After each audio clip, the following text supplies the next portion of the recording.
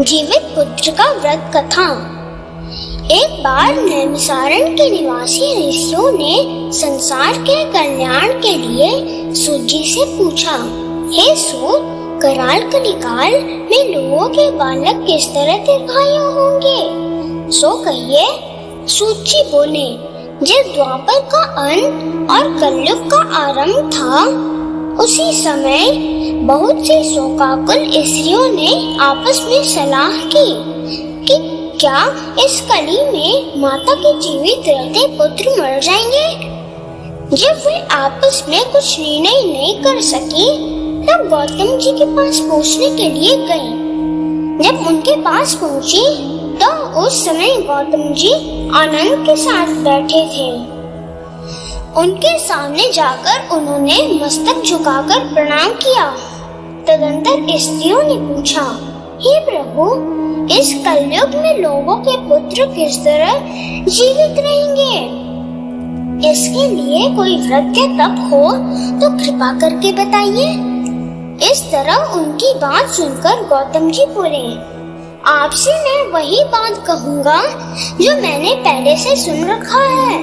गौतम जी ने कहा, जब महाभारत युद्ध का अंत हो गया और द्रोणपुत्र अश्वत्थामा के द्वारा अपने बेटों को मरा देखकर सब पांडव बड़े दुखी हुए, तो पुत्र के शोक से व्याकुल होकर द्रौपदी अपने सखियों के साथ ब्राह्मण श्रेष्ठ धौम्य के पास गई और उसने धौम्य से कहा, हे विपेंद्र, कौन सा ऐसा उपाय करने से बच्चे दीर्घायु हो सकते हैं? कृपा करके ठीक ठीक कहिए। धौम्य बोले, सत्ययुग में सत्य वचन बोलने वाले, सत्यचारण करने वाले समदर्शी जीमूतवाहन नाम का एक राजा था। एक बार वह अपनी स्त्री के साथ अपने ससुराल गया और वहीं रहने लगा। एक दिन आधी रात के समय पुत्र के शोक से व्याकुल कोई स्त्री रोने लगी, क्योंकि वह अपने बेटे के दर्शन से निराश हो चुकी थी। उसका पुत्र मर चुका था। वह रोती रोती कहती थी, हाय मुझ बूढ़ी माता के सामने मेरा बेटा मरा जा रहा है। उसका रोदन सुनकर जीमूतवाहन को तो मानो हृदय विदीर्ण हो गया। वह तत्काल उस स्त्री के पास गया और उससे पूछा, तुम्हारा बेटा कैसे मरा है? बूढ़ी ने कहा, गरुण प्रतिदिन आकर गांव के लड़कियों को खा जाता है। इस पर दयालु राजा ने कहा, माता, अब तुम रो मत, आनंद से बैठो, मैं तुम्हारे बच्चे को बचाने का यत्न करता हूँ। ऐसा कहकर राजा उस स्थान पर गया जहाँ गरुण आकर प्रतिदिन मांस खाया करता था। उसी समय गरुण भी उस पर टूट पड़ा और मांस खाने लगा। जब अतिशय तेजस्वी गरुण ने राजा का बायां अंग खा लिया, तो झटपट राजा ने अपना दाहिना अंग फेर कर गरुण के सामने कर दिया। यह देखकर गरुण जी ने कहा, तुम कोई देवता हो? कौन हो तुम? मनुष्य तो नहीं जान पड़ते। अच्छा, अपना जन्म और कुल बताओ। पीड़ा से व्याकुल मन वाले राजा ने कहा, हे पक्षीराज, इस तरह के प्रश्न करना व्यर्थ है। तुम अपनी इच्छा भर मेरा मांस खाओ। यह सुनकर गरुण रुक गया और बड़े आदर से राजा के जन्म और कुल की बात पूछने लगा। राजा ने कहा, मेरी माता का नाम है शैव्या और मेरे पिता का नाम शालिवाहन है।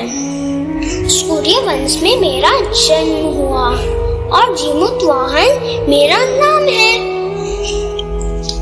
राजा की दयालुता देखकर गरुण ने कहा, हे महाभाग, तुम्हारे मन में जो अभिलाषा हो वह वर मांगो।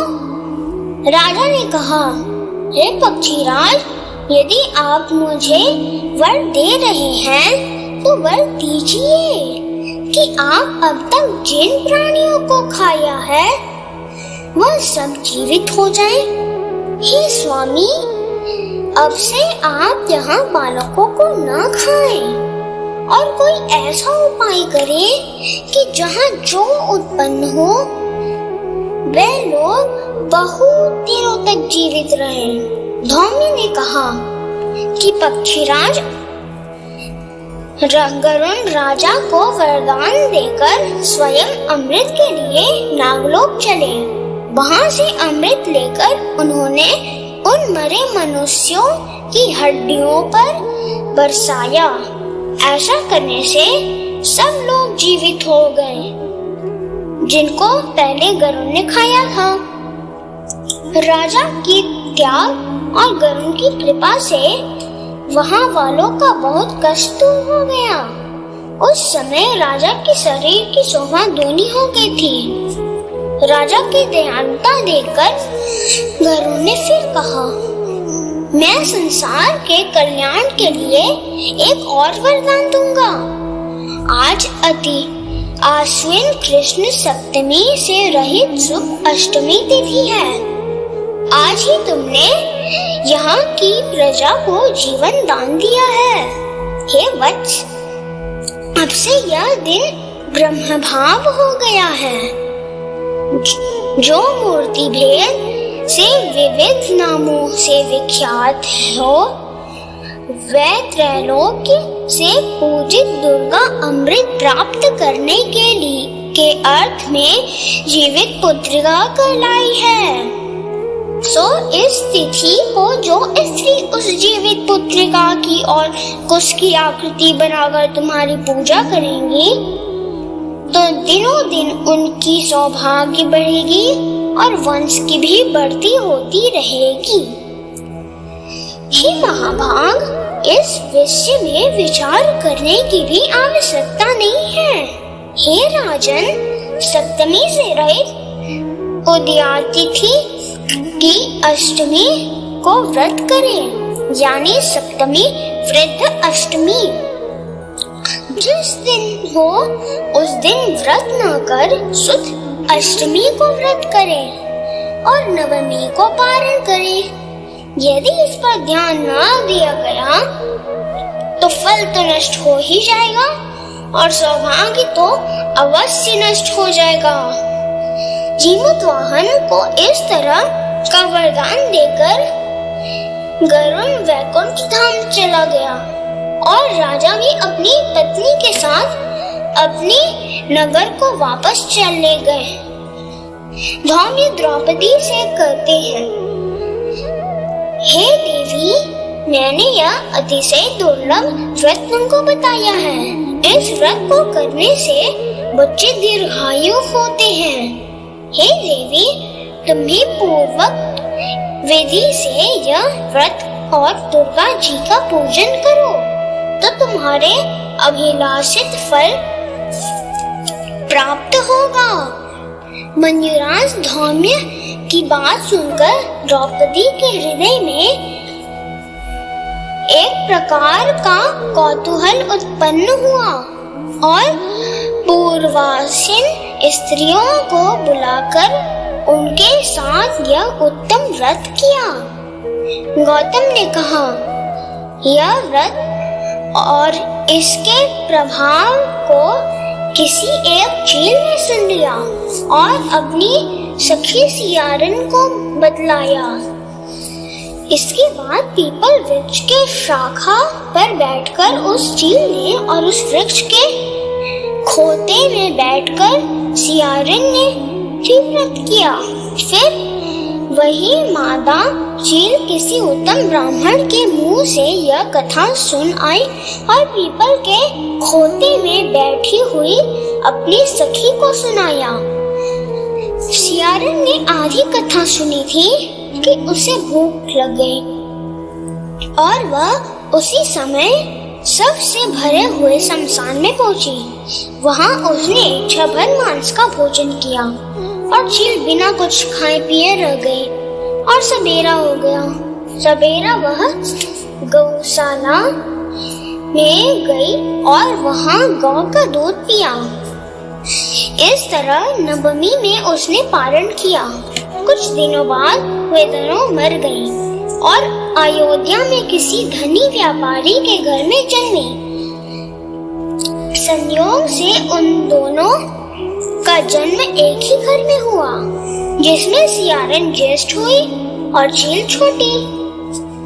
वे दोनों सभी शुभ लक्षणों से युक्त थी, इसलिए बड़ी लड़की काशीराज की और छोटी उसकी मंत्री के साथ गार्हपत्य अग्नि के सामने विधि पूर्वक ब्याही गई।